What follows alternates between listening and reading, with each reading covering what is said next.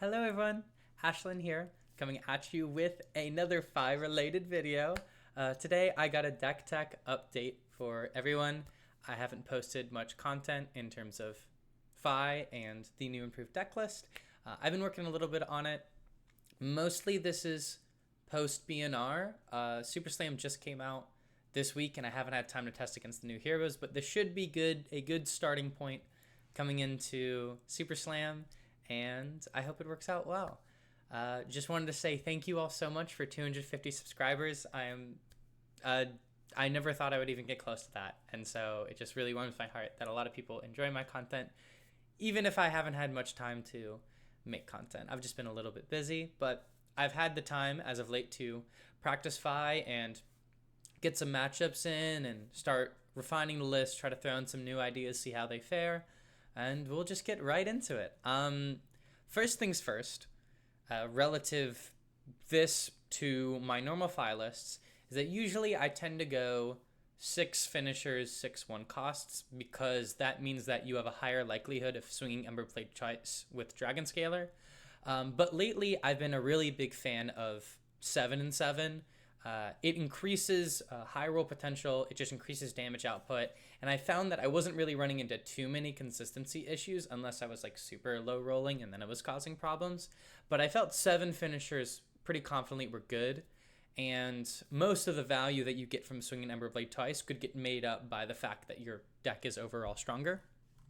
For the 7th 1 cost, I settled on Demonstrate Devotion as just another source of fealty. Usually you can get a lot of value off of it. I think Soaring Strike's also a viable option, to kind of save your boots if you want to do, a go again line with a double finisher.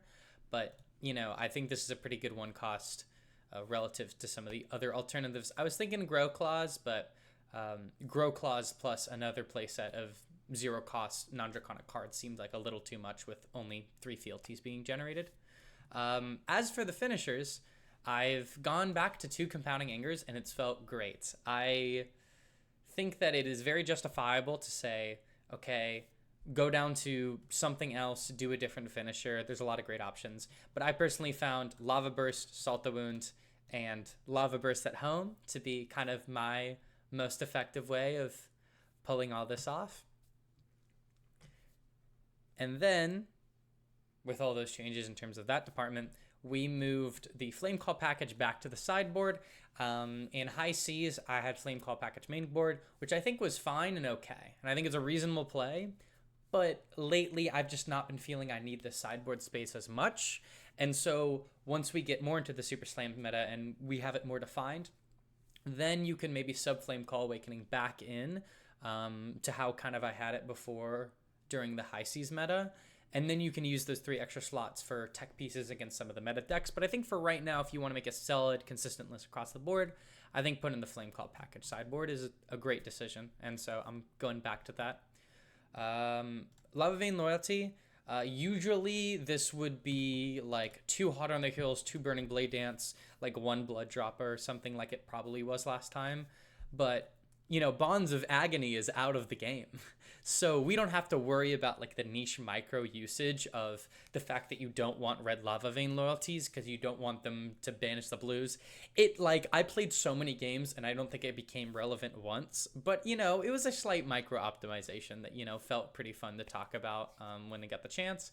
But now that it's not the case, I just love Lava Vein loyalty, and so it's basically the same as Hot on the Heels or Burning Blade Dance. Hot on the Heels is just better, though, because, the mark provides some sort of quote-unquote threat, and if you're running certain cards that synergize with mark tokens, then, it becomes irrelevant on hit. This deck does not have that, because I generally don't run them. But I think Hunt to the Ends of Wraith is a definitely viable option if we see Slippy and Mario come back into the meta, despite the fact that they and Gravy both got knocked down a peg.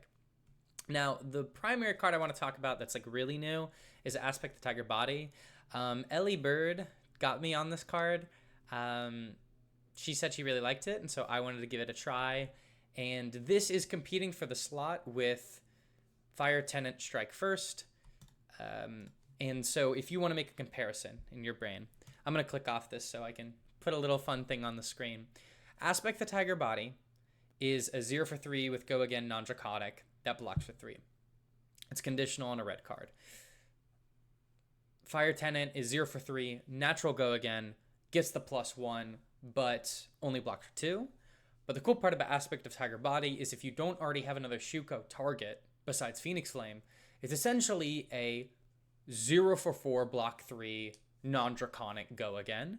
And you can also use it as a fealty kind of output. If you have extra fealty, if you have like a brand and a fealty, you can do like brand, Aspect of Tiger Body, fealty to make the Crouching Tiger Draconic. I had a really nuts rake over the coals with that, where Aspect the Tiger Body actually got me 2 value over the course of rake over the coals. And I'm finding a lot of niche uses for it. I think it's definitely a harder card to kind of make work. There's a lot of cool aspects going on about it. I mean, it is called Aspect, no pun intended. I think if you want the baseline, just power, then I think Fire Tenant strike first. Aspect of Tiger Body may not stay in the list, but it has felt quite good, especially that 3 block for blocking stuff like CNCs and erase faces has just felt a lot better. So I'm keeping running it. That is probably the thing that might change the most. And part of the reason I have Demonstrate Devotion is now that we have a bit more of a fealty output with this card where you can make both Chainlinks fealty and you can do stuff with Spreading Flames, I personally have been more wanting to put more fealty generation to, get consumed by Aspect of the Tiger Body. That also comes into play. The extra Chainlink is important for, Salt the Wind triggers. But more importantly, Mask of Momentum, which we now have in the sideboard. Before, I was experimenting and thinking that it might be better into Gravy. Through further testing, it's just the better option into Gravy. He's going to lose a lot of small little bits of points throughout the game just by trying to prevent this on-hit from happening. And it's been really nice. It's also great at dealing with cards like Chum, because if they take any hit, then you can just send 2 into Chum and then draw the free card out of that and make up some value. You're pretty favored into Gravy, but it is definitely a matchup where things can go wrong. But post BNR, it's a lot easier for you to not get just consistently blown out by them high rolling. Now, talking more about Mask of Momentum, now that we had it in the list, I thought to myself, okay, if we're already using this for Gravy, because Gravy was a big meta force, why not use it for Prism? And I tried it against Prism, and I would personally say that Mask of the Pouncing Lynx is very viable into Prism. You can play Lynx into Prism, it's fine. Halo gets them so much value. I've been trying to play some Prism lately to know more of that deck, and I have a friend now that plays Prism. Shouts to Jackie, who can play a bit more consistently. Halo is an extremely high value card, and forcing them to make that trade on your turn can sometimes be better. I've had some talks about that in the Phi Discord, and a lot of people are right about that. But for me personally, I think Mask of Momentum is great into Prism. It forces them to kind of give you a card every turn. They don't have equipment block, so even if you do 0 for 3 Ember Blade into a Phoenix Flame, they have to give you a card. And if they don't see the Master coming, they might have to overblock on the Phoenix Flame to prevent drawing the card. You just have a very threatening on-hit that you do, almost every single turn. And personally, the way I like to play the Prism matchup is block everything out as possible. This deck has about half of the deck is 3 blocks. When you sideboard the stuff in against Prism, which I can click on the Prism. Oh, also I have every matchup in the game besides the 4 new heroes, so feel free to use that. I know I had some matchups that I was missing last time, but I wanted to make sure I got them all right. Might be some slight tweaks in there. But Mask of Momentum felt really good into Prism, just based on that threatening. And then having 2 block in the late game to prevent a Herald from hitting was so freaking good. It was so great. This plus Flame Scale allows you to just have a really good fridge in that matchup, and I actually felt like the matchup was significantly more playable with Mask of Momentum. But the maybe placebo, once I play against Prism players that are better at dealing with it, there might be some sort of reason why they wouldn't use it. But at least for right now, I'm kind of zoned in on keeping to test Mask of Momentum against Prism, and I think it's really good. Speaking of Prism, that's why Battlefront Bastion is in here. I have CNCs now, so I can put them in. I just kept finding that every single matchup that I would think I would want a disruptive on-hit, I end up with not. Riptide, maybe Syndra, but more oftentimes than not, when I only have 2 of, it's not really kind of worth losing the percentage points in the Prism matchup, because Battlefront Bastion is so good in that I felt it wasn't, really necessary to have in the deck. Flame Call package I talked about. Loyalty and Syncs are back in. They were never out, but I think there was a certain period where you might have ran 3 Syncs and 3 Snags because, the games weren't going long enough for Loyalty. But now that Guardians are back on the meta, I think Loyalty is just a really good card into them. We have the 1 Tenacity. I have Tunic in the sideboard. Pretty much everything else is virtually the same. Some different approaches to certain matchups. I think Vinset is the primary one that changed a lot. The Vinset list just got way more consistent at converting full card hands, especially with that new card in Super Slam that I'm going to pull up right here. I don't know how much they're going to use it, but Vinset has a lot of really good tools that give her access to Go Again at a very affordable cost for her. So oftentimes the game plan and the strategy of just kind of like blocking it out and playing for a late game, and then they will eventually brick and then you're able to convert, doesn't really work. You end up just losing a bunch like that. I think the better option is just try to go aggressive now and try to really high roll them. And then if they kind of have like a lackluster turn, or when you need to rely on them bricking, there is always that option there with Tide Flippers to go like, okay, my hand kind of sucks. Let me do this, and then I'll try to attempt to set up for like a bigger turn. So that's kind of one of the primary changes. I don't think there's many other changes to how I play a lot of the matchups. I think there are some instances where I've found that I like Tunic more than Flamescale. I think especially into Guardians, I think I just run Tunic in all those matchups now, just because that one extra value feels super important, and if you can cash that in consistently, I think it helps a lot. Flamescale's good, don't get me wrong, and it helps prevent certain on-hits, but I think the overall value of Tunic, you need more offensive value than you do need defensive into Guardian, because you're kind of trying to beat their, defensive blocky out game plan. But I don't have the matchups for the new heroes. I do need to test those out, and when I get those updated, I'll talk about them in those specific matchups. As for Fi's place in the meta, which is a big question, I think in high Cs he was all right. I talked a little bit about it. There's a lot of graveyard hate, but I felt like you could play around it, you could deal with it, things could be okay. But I think in this meta, with the rise of old KO, Fi usually does his worst when there's an aggro deck that strictly just does more damage than him, which I think OG KO might be. I don't know how it's going to pan out. I'll have to play a bunch of games, but I think Fi at this point, with the tools that he has and the list that people have made, I think he's at a certain point where he's going to stay solidly in that kind of like middling tier.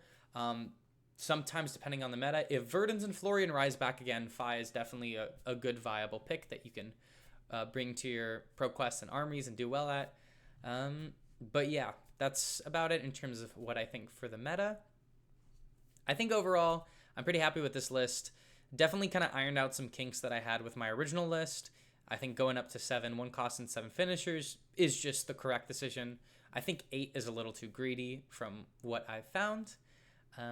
But overall, I'm happy with the list, and I'm glad that I was able to find the time to, go to my local armory, test stuff like Aspect to Tiger Body and running those Compounding Anger's back. All right, that ends the deck tech portion of this video. I just wanted to really quick talk about channel and some of the plans, because I haven't uploaded in quite a bit, and the last thing I did was a channel update. I talked a little bit about playing the other ninjas, specifically Syndra. I do have a Syndra list that I've been making and kind of refining. It's not nearly as up-to-date as my file list, and it's not really as extensive with the matchups, but I do plan on uploading my own Syndra deck tech video.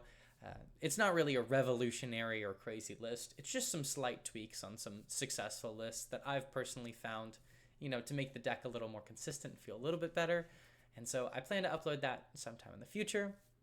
I am unfortunately a busy bee.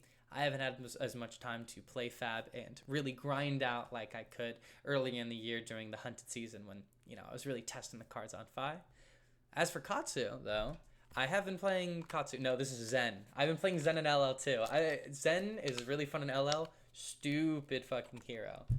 This is my Katsu list. I have Katsu right here. I bought the Ira Army deck very recently, and it has been a lovely time. I played it at an armory yesterday. and I'm having a lot of fun on Katsu. Maybe not my main, and I might like upload a gameplay video or two of me playing him. But if you want someone better at Katsu, I think Tcg Talk is definitely kind of the channel for you if you really want to go for Katsu content. So I'll have his stuff linked down in the channel below. But overall, I just want to get a little update on that update that I did. And I just want to say once again, thank you all for 250 subscribers.